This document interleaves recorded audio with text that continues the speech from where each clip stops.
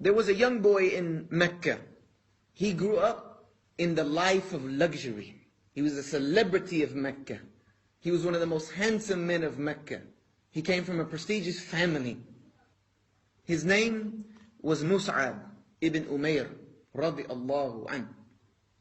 When Mus'ab ibn Umair got word that Muhammad ﷺ was preaching a new message and he was this, that, and the third, Mus'ab ibn Umair also remembered that this was the same man whom is referred to as Al-Amin, honest, righteous, upright people in Mecca. So when these words came to him, he didn't jump on the bandwagon and say, yes, I agree with all this. No, he said, I'm not going to judge without having spoken to him myself. And this was at a time when the Prophet ﷺ had no outward mission. He was in hiding, they were in secret. He was meeting his very few companions and believers in a house known as Dar al-Arqam. So Mus'ab found out that this is where the Prophet ﷺ was teaching. So he went one night and he knocked on the door. And someone said, O Messenger of Allah ﷺ, it's Mus'ab ibn Umair. And the Prophet was happy, he was pleased. He said, yes, let him in. He always understood the value of every human being and what role they could have to play in society. When Mus'ab ibn Umair came in, he gave him the simple da'wah of Islam. Upon hearing it, Mus'ab ibn Umair radiallahu anh said, Ashhadu an la ilaha illallah wa ashhadu anna Muhammadan Rasulullah. So he told him to keep it secret, and Mus'ab kept it a secret. And he kept coming and meeting the Prophet ﷺ at the house of Arqam. But in the city of Mecca there were spies. These spies saw Mus'ab ibn Umair going to the house of Arqam and then praying with the Prophet ﷺ.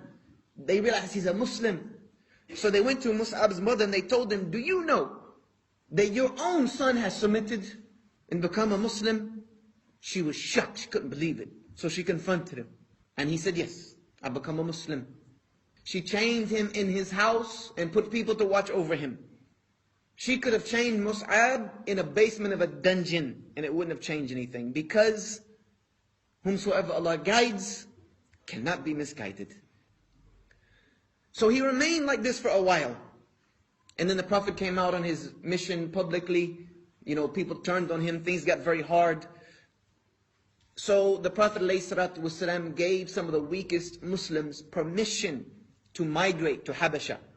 When Mus'ab ibn Umair heard that there were Muslims who were immigrating, he tricked his mother to let him go.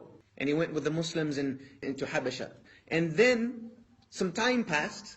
Word came to the Muslims of Abyssinia that Islam had taken over in Mecca. The people accepted Islam. So a group of Muslims came back. One of them who came back with them was Mus'ab ibn Umair. When they got back, they realized not only had the situation not gotten better, it actually had gotten worse. No matter how bad things might seem, Allah Azza wa Jal always has a plan for this ummah. Because even during this toughest time, there were people who were coming from a city known as Yathrib. They had been in war for a long time. They had heard about this man Muhammad ﷺ, who was bringing peace between people and was preaching this new religion of worshipping one Allah alone. So they met with him on two separate occasions. Very few of them first, and then a larger group of them second. And they accepted Islam, pledged their support to the Prophet ﷺ, and they asked him to come with them to Yathrib. But he said, I cannot, because Allah has not given me the permission to do so. So they requested, send someone with us that can teach us Islam. So the Prophet ﷺ chose someone to send. Now, who was a Muslim at this time? Abu Bakr was a Muslim at this time. Abdul Rahman ibn Auf was a Muslim. Ali ibn Abi Talib radiallahu anh was a Muslim. Some of the senior companions in knowledge were Muslim at this time. But he chose Mus'ab ibn Umair, this young boy, still in his teenage years. The Prophet ﷺ was a visionary. He was not a here and now guy. He sent Mus'ab ibn Umair to Yathrib. He began to teach the Muslims about Islam that were there. And they slowly began to grow. But there were two tribes going at war, the Aus and the Khazraj. The two leaders of this tribe got word that there was a young boy, a kid, a baby, in their city preaching a new religion that would separate families, that would cause father to turn against son, son to turn against father, etc. They were infuriated. One of them was Mus'ab ibn Umair, and the other one was Mus'ab ibn Umair. When Mus'ab ibn Umair heard that this young boy was there, he sent someone first. But when it didn't work, he said, I'm going to go deal with him myself. And when he went to Mus'ab, he had a weapon in his hands. So I'm going to kill him. He's either going to leave or I'm going to kill him. He told him, look, you need to get out of here, or I'm going to make you leave. Now, look at how Mus'ab dealt with him. He looked at him and he said, you're a wise man. You're a leader of your people. You're intelligent. So you should be able to listen to me, discern whether what I'm saying is good or not, choose to accept it or reject it, and if you reject it, I won't bother you or your people. You see, this is the attitude of the believer, the firmness of understanding that the message we have is more powerful than their weapons. And Allah can guide whomever He pleases.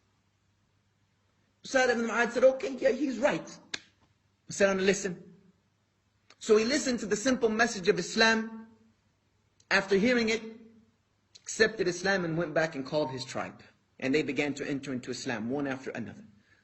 Then the leader of the other tribe, he said, out of jealousy, that if he's good enough to be a Muslim, I'm going to go be a Muslim, and he'd be a better one than him. Competition. So he accepted Islam. And then Islam began to take over in Yathrib.